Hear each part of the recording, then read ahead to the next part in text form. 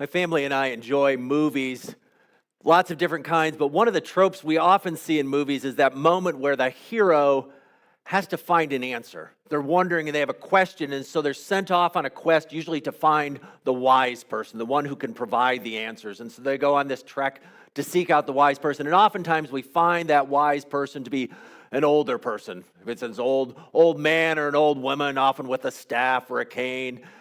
And they come to seek an answer, whether it's Yoda or Gandalf or Dumbledore, whoever it is, they come and they're looking for these answers. And we say, this is what it means to have wisdom. And now wisdom then is often equated with someone who's old or been around for a long time or just has a special staff or whatever it is. But wisdom is a lot more than that. Now, there is a connection between age and wisdom, but not necessarily. Oftentimes older or wiser, but not necessarily. So I want to talk a little bit today about wisdom and what that means. Our Bible that we read has 3 books often referred to as wisdom books. There's Proverbs, there's Ecclesiastes, and there's the book of Job. And they're talking about wisdom. And today we're going to look at the book of Proverbs. We're going to think about what wisdom is, why would we want to be wise, and then how do we go about getting wisdom? Where do we find it? And so the book of Proverbs is an interesting one. If you've ever read through the book of Proverbs, oftentimes we think of the book of Proverbs as simply a collection of disjointed sayings.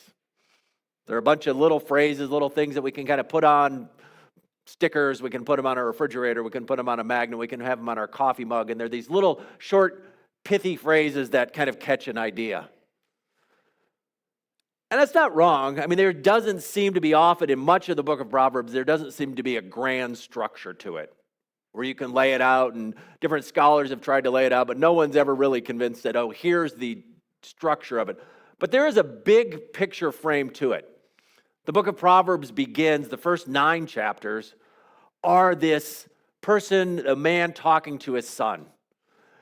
And he's encouraging his son to walk in the way of wisdom. And there's the first 9 chapters, there's a series of speeches on the need to gain wisdom, the importance of walking in the way of wisdom. There's a contrast between the way of the wise and the way of the fool. And wisdom in the book of Proverbs is sometimes portrayed as a woman calling out and inviting a person to come and to seek her and to hear those. And then when we get to chapter 10, then we get into this whole series of all these proverbs, these short little phrases, and there's one, and then there's the next one, and the next one, and it'll say something like, the wise person does this, or the fool does this. And then at the final 2 chapters, there's a series of riddles, and then chapter 31 presents this woman, and I like one commentator refers to her as the warrior woman. This woman who embodies what wisdom looks like.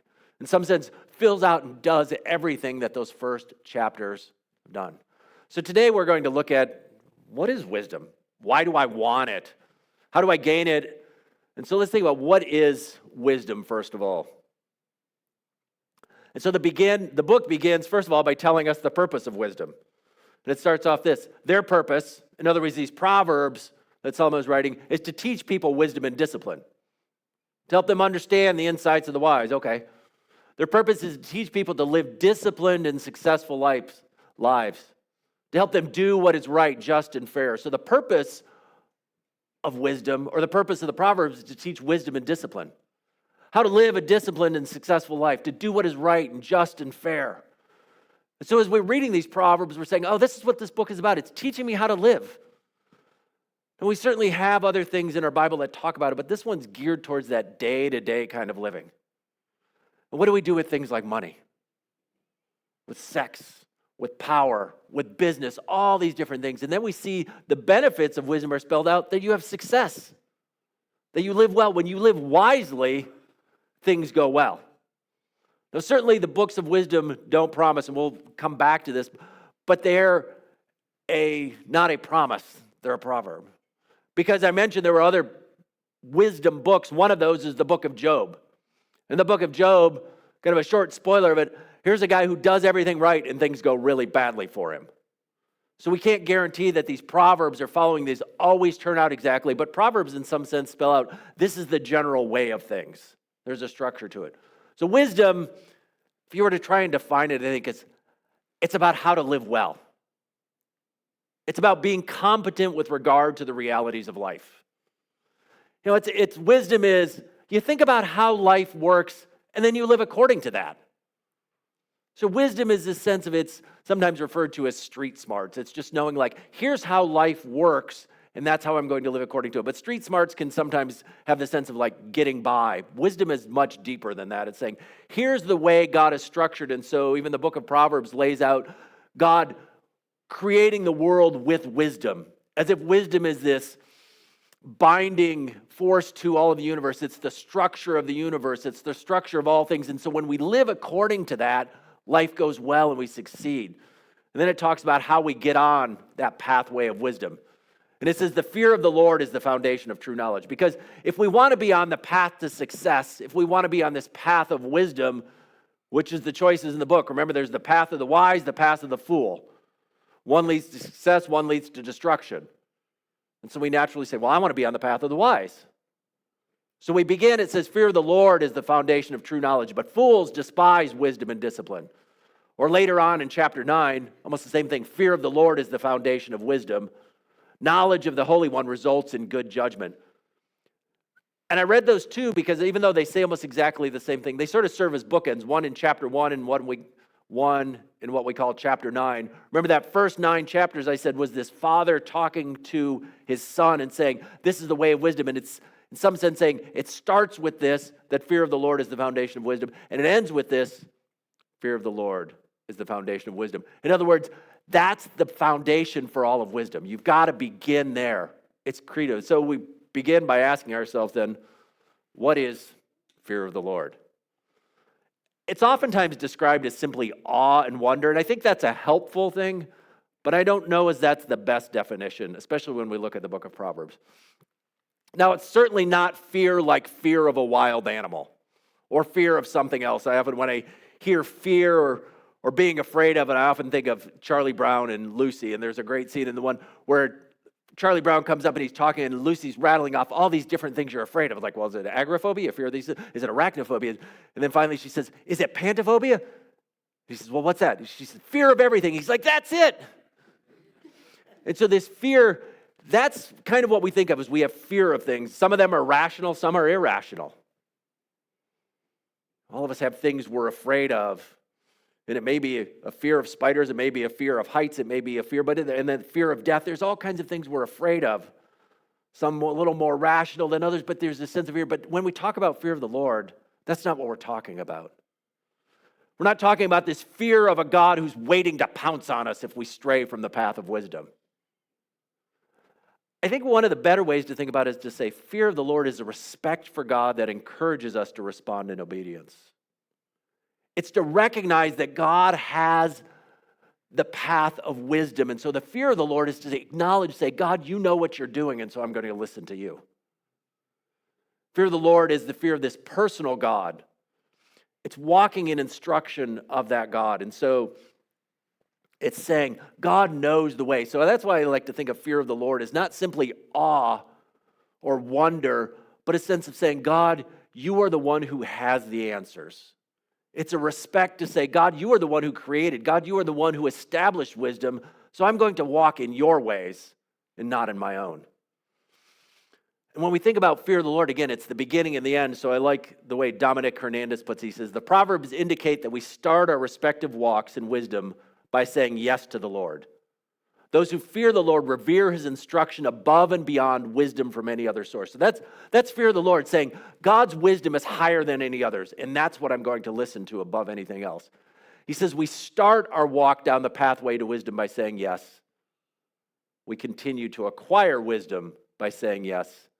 And we become wise as a result of having perpetually said yes. So fear of the Lord says it's the beginning of wisdom, but it's really all of wisdom. Is the sense of the fear of the Lord, of saying yes to him. Fear of the Lord, another way to maybe say it is fear of the Lord is saying God is God and I am not. God is God. In other words, I'm limited in my wisdom. I'm not trying to figure things out on my own. I'm not seeking to be wise in my own eyes. It's recognizing I have limitations. Another Proverbs that we might all know well is trust in the Lord with all your heart. Do not depend on your own understanding. So whose wisdom do we listen to, God's or our own? God's, right? He says, seek his will in all you do, and he will show you which path to take. And so that's the sense of saying that God is God and I am not. It's fear of the Lord is recognizing my own limitations. When we trust in ourselves, we're leaning on something flimsy. I mean, it's human nature, though. Human nature to trust in our own wisdom, to say, well, if it's convenient for me, if it's good for me, I can convince myself it's wisdom. I mean, if I'm at work and I see a way to make a little bit more money by maybe not telling the truth fully in this one area of life or deceiving somebody, I can deceive myself really easily into convincing myself it's okay and that it's wise. And we can put that to lots of other situations in our life where we can convince ourselves, we can use our own wisdom, say, oh, this is right, this is the right thing to do, because it benefits us in some way, it grows us. And that's what the sense of saying we trust in our own wisdom. Maybe we think, oh, I'm working all day and look at this great, I'm providing for my family and we have this great house and we have all these wonderful things and my kids are being able to attend camps and go to the best schools and have the latest things. But if I'm spending 100 hours a week at work and I'm neglecting my family, one might say, look at how wise he is. Look at this great fortune and foundation he's built up. But on the other hand, it's not happening at home. And so that's the sense of trusting or leaning on our own understanding. Or we could say it this way, leaning on our own understanding is defining for ourselves what is good and evil. And that goes back to the very first pages of the scripture. What's the error, the mistake that our family, our parents make, Adam and Eve? They decide for themselves what is right and wrong. And so Proverbs is saying the same thing. Trust in the Lord, not in your own understanding. In other words, don't define for yourself what is right and wrong, but let God define it. If he is God, if he created everything, then to trust in him is the wisest thing we could do. That's what it's saying. We could also define fear of the Lord this way. It's a desire to please God. Say, God, I want to do what you want. I want to please you, to honor you. And so that can cause us to become more thoughtful in our ways. So the opening verses say this, let the wise listen to these proverbs and become even wiser. Let those with understanding receive guidance. By exploring the meaning in these proverbs and parables, the words of the wise and their riddles. In other words, when we become wise, when we're seeking to become wise, it's a posture of being teachable. And this is so critical for the Proverbs, is being able to say, I can learn, I can be taught, I don't know everything. Remember when I was in the military, one of my bosses, or the colonel that I worked for, he came to me one day, he said, I want to explain to you the difference between a good officer and a great officer. I mean, the mediocre officer was pretty clear, like they don't do anything right. The good officer, he said, the good officer knows what they don't do right. They know their weaknesses. But then he went on to say, but the great officer is the one who knows what they don't do right and then are doing something to change it. But knowing what you don't do right requires a sense of teachability, of being able to acknowledge, I don't know everything, of being able to accept it when someone comes to you and says, what you're doing isn't right. What you're doing isn't wise. And for many of us, that can be a hard thing. Many of us don't like to be told we're on the wrong path. Many of us don't like to be told we're doing the wrong thing. It hurts our pride. It hurts our feelings. It's a sense of, well, who do you think you are? And there's oftentimes that pushback from it. If someone comes to you and says, well, what you're doing is right. Well, what about you? It's that whataboutism that gets so easy to do, where we push back, as opposed to reflecting. And when someone comes and says, I notice you're working a lot. I notice you're angry a lot. I notice the way you're treating other people isn't a good thing. And maybe to stop and say, oh, I wonder if that's true. And that's what the Proverbs are in some sense inviting us to do, that phrase of that very beginning about having this teachable spirit, where it's talking about, that very beginning, it says, to help them do it, these Proverbs give insight. Let the wise listen to these Proverbs and become even wiser. Let those with understanding receive guidance. It's reading and saying, is that talking about me? I like the way even it says the purpose is to teach people. These Proverbs will give insight, knowledge, And we're invited to listen to the Proverbs. Well, we're looking with our eyes, but we're listening, we're hearing, what are they saying to my life right now? How is this speaking to me? And to be honest, the easier path is to ignore. The easier path is to just continue on and say, I'm doing everything okay. Because it's hard to receive guidance. It's hard to accept instruction because accepting instruction often means we need to change the way we're doing things. And change is very, very hard. When we've acquired patterns, when we've acquired ways of doing things, it can be so hard to change. So the way of wisdom, I'm not saying it's an easy way, because it requires that humility. It requires being teachable. And so if we want to walk on the way of wisdom, and I hope we all want to walk on the way of wisdom, one of the questions we have to ask ourselves, are we willing to receive instruction? Whether it's from the scripture, whether it's from a friend, whether it's from whoever, from a book, wherever it is, are we willing to receive instruction to help us walk that better way? There's a lot of things we do in life and we say, I need instruction to do it. Driving a car, for example. I mean, now, to be fair, you could just hop in a car and think you know what you're doing and drive off because you've seen somebody else do it, or you could take instruction. And so it's the same way in life. It's like, are we willing to receive instruction in life, to receive and obey the commandments, accept and respond to those? So when we're saying it, it's not enough to just know the Proverbs, but we have to explore their meaning. I mean, what do they mean? You can have the proverb and you can recite it and we can say, oh, trust in the Lord with all your heart and lean not on your own understanding. I know that proverb. But what we want to do is explore, what does that mean? And exploring the meaning entails work. And it recognizes that the Proverbs are patterns, not promises. That's the word I was trying to remember. They're patterns, not promises. They're observations of the way things usually work and we have to apply. And so I'm going to give you an example of that, because if we simply say, oh, the Proverbs are just this magic thing and we just do them.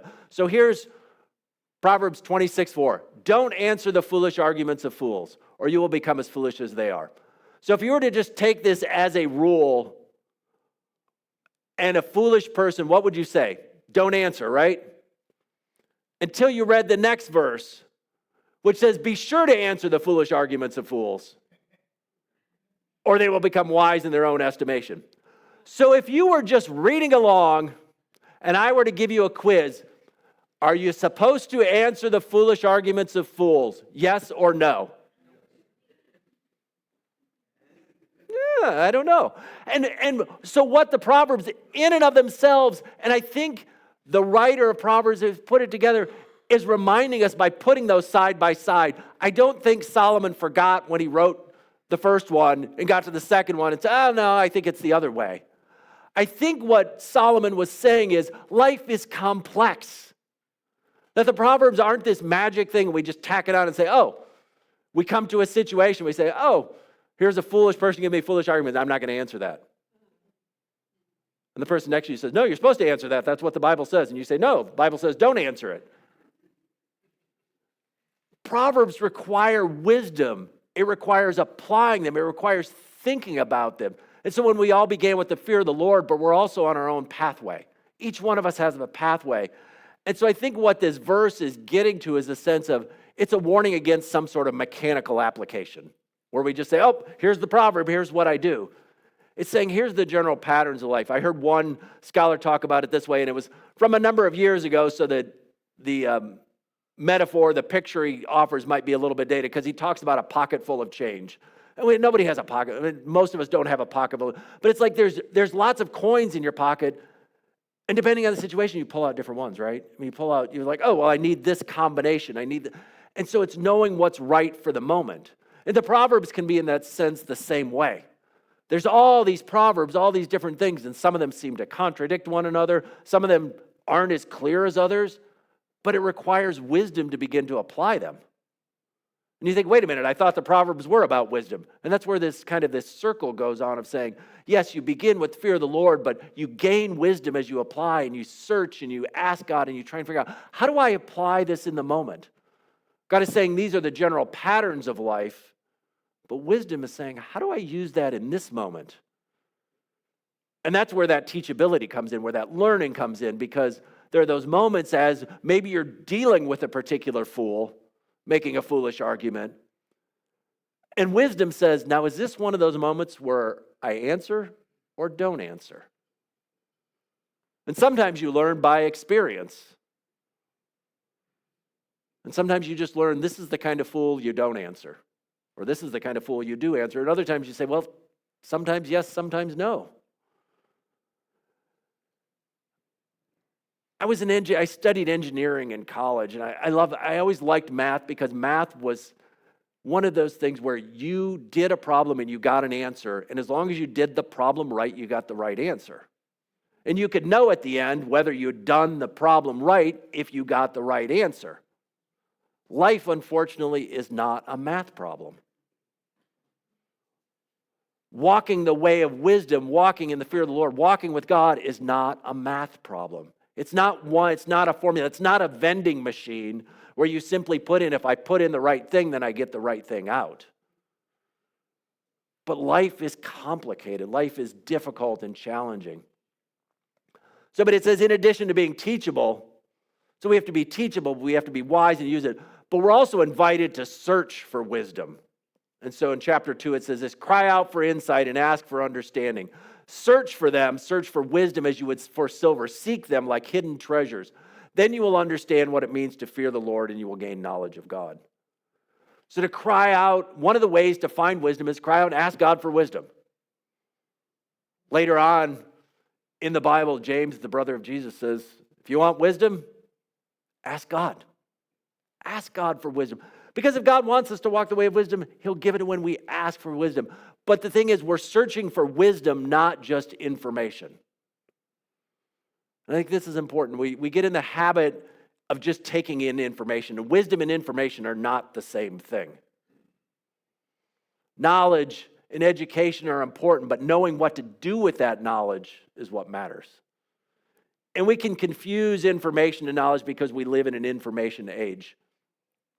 And Brett McCracken talks about this in his book. He talks about the pyramid of wisdom. But what he talks about is, he says, in the sense of information, as we think of it maybe as a eating habit, and a couple of things that we can sometimes do with information is, just like with food, we can just eat too much. We can just take in too much information. We're trying to be wise, and so all we want to do is we just want to keep taking in and taking in and taking in. And it's so easy in today's world to just take in massive amounts of information. I was talking with someone the other day, and we were talking about computers, and I'm kind of at that break point of growing up with computers. I started using a computer in high school, and I remember buying my first computer. I was stationed overseas in Korea, and I bought a Packard Bell computer, and some of this won't mean much to you, but it's like the Packard Bell 386, and it was like, had 2 megabyte of memory. And this thing was flying. It cost me $2,000. And that was 1990. This here has nearly 1,000 times as much memory, a processor that's 500 times as fast, can hold hundreds of times more information, and it fits in my pocket. Not only that, it has access to a World Wide Web, which has virtually infinite information, where I can search, where I can go and I can Google or Ask Jeeves or DuckDuckGo or whoever and find all this information. There are, millions of searches every second on Google to try and find information. And when you look for information, if you ever use the internet, there is no shortage of information. You ask a question, and we oftentimes just see that first page, but you can scroll and scroll and scroll. If you were to look up and say, what does this Bible verse mean? You could find hundreds of websites and hundreds of YouTube videos or TikToks or whatever telling you what the Bible verse means.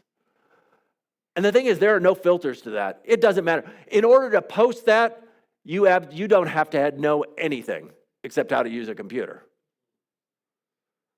And then you look and you say, well, which one's right?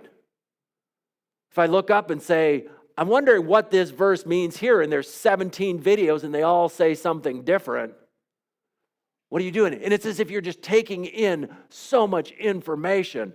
And so that's the difference between wisdom and information. Is information, we can just get it all. And maybe we think, well, I've read all this and I've memorized all the Proverbs and I've taken in all this information, but it's not the same as being wise. And connected with that, McCracken says, not only do we eat too much, but sometimes we just eat too fast. And I'm guilty of that. I eat too fast at home, but that's something different. But when we eat too fast when it comes to information, it means there's no time for critical thinking. If you just take it in, you're not processing it. You're not thinking, well, what is this information saying? If I do, for example, use that example of the internet, if I do the internet search and I just read the first one, it's like, oh, there it is. And I just take it in without stopping and saying, well, where's this coming from? Or we could apply that to our news. If I just pop up and I see a headline, oh, there's the news. Do I stop and take the 30 seconds and say, who's reporting this? Where did this story come from? And then even take the moment and say, I wonder if that's really true. And maybe do another search for that same thing and see who else is reporting it, or did the headline skew it a little bit one way or the other? Exactly what happened in the story. Or is there just one place reporting it, in which case I maybe say, I wonder if that's really true. I heard a story a number of years ago about this person who essentially for the sake of making money, created a false news website. I mean, he just made up stories. And he had an official looking website, and I think it was out of Denver. It was like the denvernews.com or something. Like you came to it, looked like a news site. He was just making up stories. But they looked like real stories. I mean, it looked like a news. But that's what happens so much in our information. We just take in, and we take it in so fast, we don't take time for critical thinking. The other thing with information, which distorts our wisdom, is sometimes we just eat only what tastes good to us. And we all have certain foods we like to eat. And that's a great thing to have foods you like to eat. But if you just ate particular foods, if you liked ice cream, or you like cookies or cake, and you only ate that, how healthy would you be? And you learn to take in those other things. But that's how our information age is built. There's this whole sense of in our algorithms and things in our computers where we begin to like something, we just get more and more stuff that we like, more and more stuff that fits with who we are. And so that's where it takes us away from the path of wisdom, because we're just getting those things. Because remember what I said, one of the keys to wisdom is having a teachable spirit, which means being willing to admit you're wrong. The internet doesn't want you to think you're ever wrong. It just wants to reinforce what you believe because it keeps you going and going. So rather than information, where do we find wisdom? Well, the book of Proverbs says it's in the book of Proverbs. There's wisdom there. And it's not just there, but the rest of the Bible. Which is why we read our Bible, is we're saying, I want to find wisdom. I want to find the way to live. Because the Bible speaks to all of life. It's tempting for some people to say, well, the Bible just it's about my spiritual life or my religious life. No, the Bible talks to all of life. God is interested in all that we do. He's interested in how we spend our money. God's interested in how we treat our employees. God's interested in the way we look at other nations. God's interested in the way we look at other people. God's interested in the way we care for the creation that He's given to us. And so the Bible has this picture of wisdom. Now, they don't all look the same. They're not all written in Proverbs. Some are stories. Some are direct saying. But it's speaking to all of life.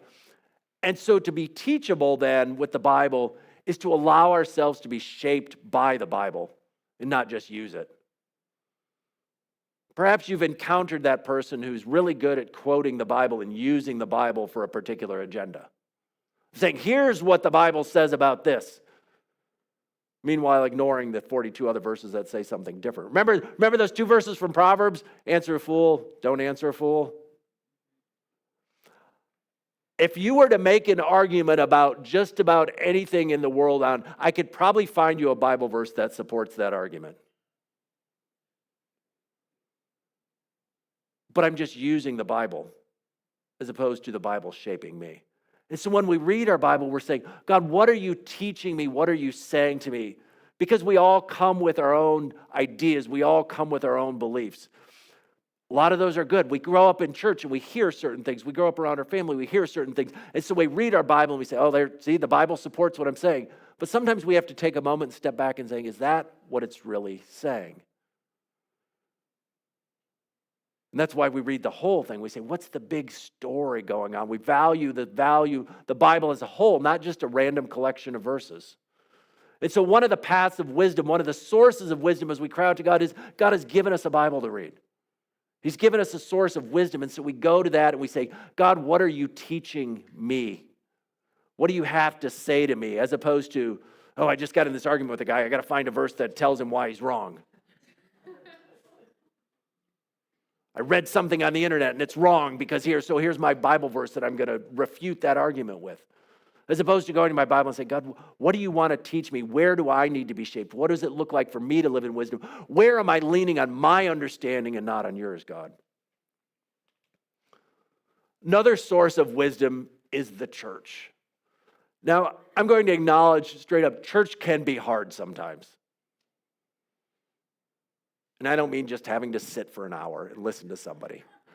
I mean, church can be hard because church can be a place where we get hurt, where people disappoint us, where people let us down. And I want to acknowledge that the church is a source of hurt. And many people have been hurt by the church and took the wound. But the church is also a place for the wisdom of the community. Remember, we talked about being teachable, the wisdom of the community. And I mean by the church, I mean not just Fruitland Covenant Church, but the church around the world. The church universal, and the church not only in 2026, but the church through the centuries. We learn wisdom as we listen to other people, as we say, this is what it means when the Bible's talking about this. And then we stop and say, oh, they read it a different way. Oh, they hear something different going on. And we think, well, but the Bible's the Bible. It says what it says.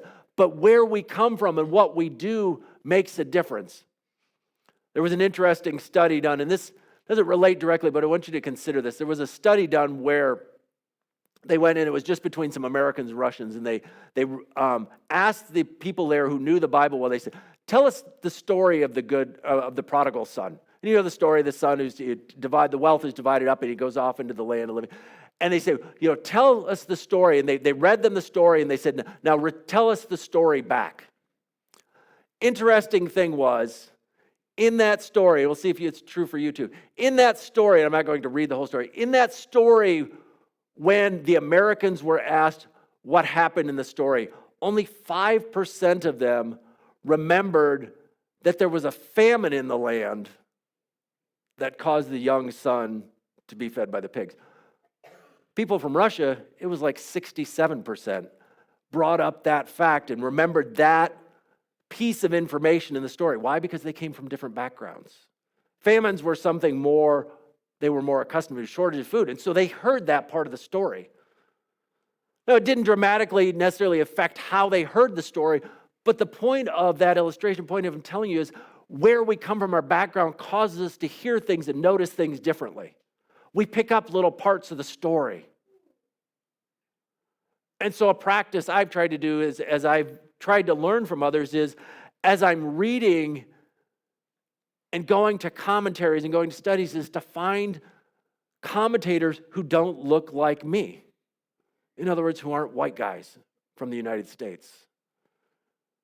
So I try and find Asian and African-American men and women to try and say, how do they read this story? Now, I don't necessarily always agree with them. I don't necessarily think just because they're different that their answers are right and mine are wrong.